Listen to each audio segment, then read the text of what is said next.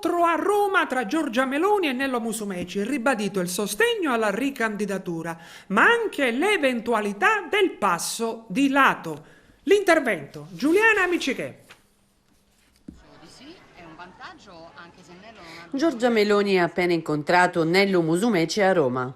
L'auspicata riunione tra tutte le forze politiche del centrodestra, in cui si sarebbe valutato se la ricandidatura di Musumeci fosse divisiva o meno, non è stata ancora convocata nonostante la promessa che si sarebbe svolta subito dopo i ballottaggi delle elezioni amministrative, già al voto lo scorso 26 giugno.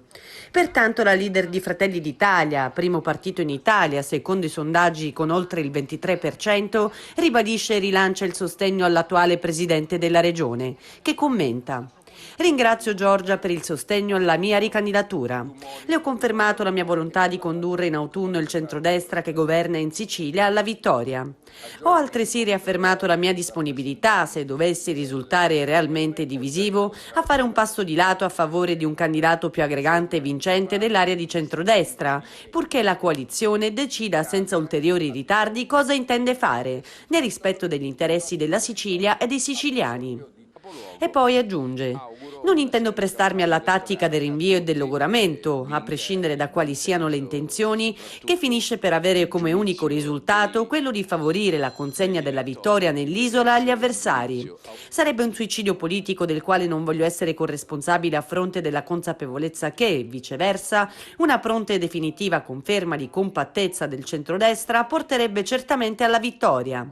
Su questi temi ho trovato piena comprensione e condivisione da parte del leader di Fratelli d'Italia, a cui ho ribadito la mia totale stima. Infine anche Musumeci, come già Ignazio La Russa nei giorni scorsi, rimarca che a decidere dovranno essere i vertici nazionali dei partiti e afferma: nel lasciare la parola al vertice nazionale di centrodestra, che mi auguro vicinissimo, ritengo corretto che siano per me decisivi i prossimi giorni, conclude. Nel frattempo non è seguita alcuna conferma o smentita a quanto sostenuto da Cateno De Luca, già candidato presidente, secondo il quale Gianfranco Miccichè rivendicherebbe la candidatura alla presidenza lanciando l'ex ministro siracusana, Stefania Prestigiacomo.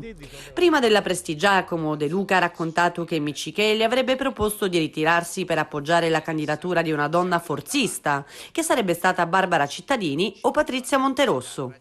E soprattutto da ormai